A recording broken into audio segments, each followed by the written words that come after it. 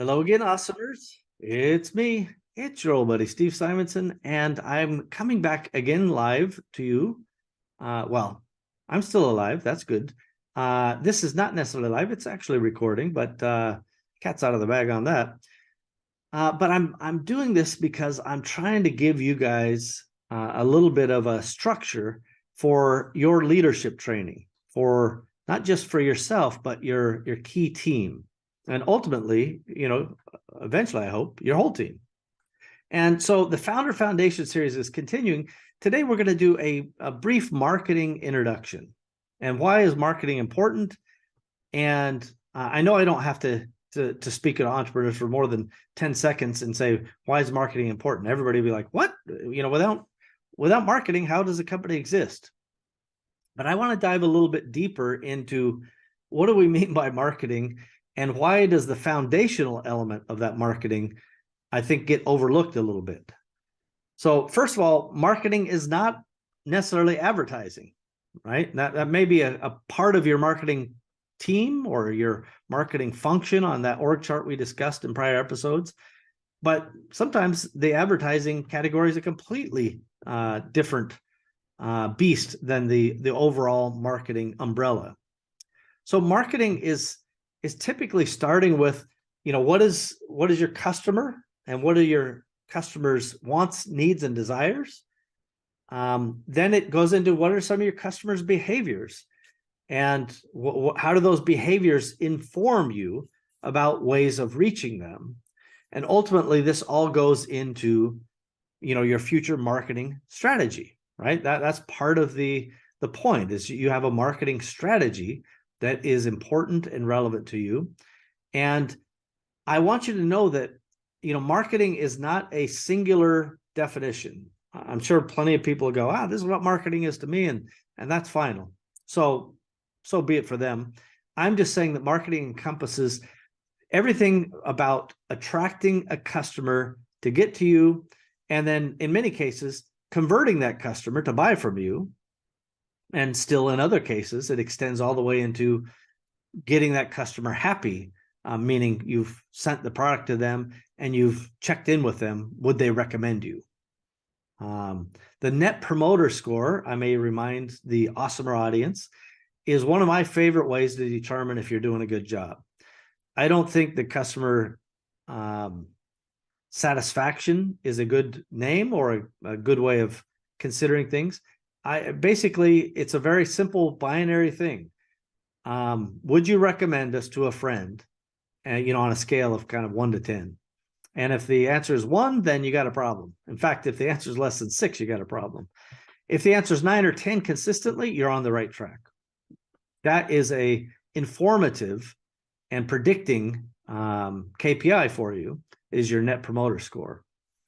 By the way, you don't have to go hire big formal companies to track your NPS. You can, just make a form, track it, quantify it, and then measure it from time to time. And to whatever extent you can, evaluate why is the number going up or down based on, your own expectations and experiences that you believe you're delivering. So back into the marketing side of the life, right? I believe that you start, like, again, everybody loves to come up with the new management, tip of the day, or the new management concepts, and then they sell a book or a series or a course or whatever, and that's fine. I just don't tend to get into any of the parlor tricks, and I will just tell you, marketing is still a funnel, right? The people at the top of the funnel are the ones who don't know anything about you. And the farther they move down that funnel, the more not only do they know about you, and the more you ideally know about them, but the more likely they are to buy from you at the bottom of that funnel. In fact, if you sell a product that can be purchased more than one time, or you're intending to have a relationship with that customer more than one time, then that funnel begins again at the next opportunity, once they have gone from the top of the funnel down to the bottom. At the top of the funnel, you're trying to generate essentially leads, or people who are interested in your product. Now, I know that I interact with, a ton of people in e-commerce and a ton of people on the Amazon FBA world and Etsy and Shopify and so forth. And it's a little confusing how Amazon appears, right? Because you see an impression on Amazon and then you have a 20% conversion and you're like, well, that's what conversion should be. And I'm not getting that on, from that lead. That impression would be a lead in that criteria or that concept. And I'm not getting a 20% conversion to that lead on my Shopify site. So I should spend all my money on Amazon because it has a better conversion ratio. And it's only half right. Maybe it's not even half right. It's only partially right.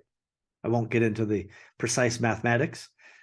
It's right in the fact that, yes, from the point your product got an impression on Amazon, that you may have a 10 or 20 or 50% conversion ratio. And that's awesome. That is awesome.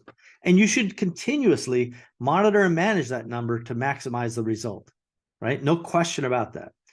But that is not the same as a general impression to your website and a corresponding conversion ratio to the greater website that exists.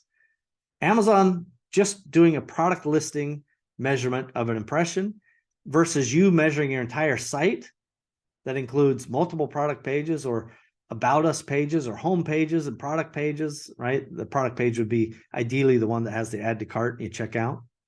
Like, that's a whole different coat of paint. So comparing those would be apples and oranges. And I want you guys to really be thoughtful about how you're constructing your various funnels and the expectations you have for them so that you're not making uninformed decisions. Now, by the way, that doesn't mean that Amazon is not your best converting place. I'm sure by far Amazon's going to convert better than your own generic website, but it's not a scale of 10 or 20 or 30x. Typically, it's a scale of 2 or 3 or 4x. Again, within that, you may say, well, gosh, if I can get 4 times better result, why not just do all Amazon? And the honest truth is, you're right. Yeah, why not do that? That's okay. If that's your part of your, strategic objective is to just grow sales and not necessarily grow a customer list, maybe that does make sense. But if part of your strategic objective is to have a customer list at some point, which is an equity asset, then maybe you have to say, well, I do need to put some money into my own website. And I'm agnostic. If you want to run on WooCommerce or Magento or Shopify or whatever, I don't have a care in the world, as long as it's easy for you to manage and it executes well. There can be a reason for you to put money into those channels so that you can build your list and you can develop that recurring customer. Because maybe, in fact, you only have a 2 or 4% conversion ratio on your site at large. And maybe Amazon's got a 6 or 8% conversion rate at large. What that means to you is you may have to spend a little bit more money to acquire the customer, but golly, if they're going to be a repeat purchaser, your costs may drop dramatically to reach that customer again versus the cost per acquisition on Amazon. And that, ladies and gentlemen, is one of the biggest KPIs I would highly recommend you track, particularly if you're in a product business, is your cost per acquisition. But it doesn't matter if you're in a service business. Let's say you're an agency owner.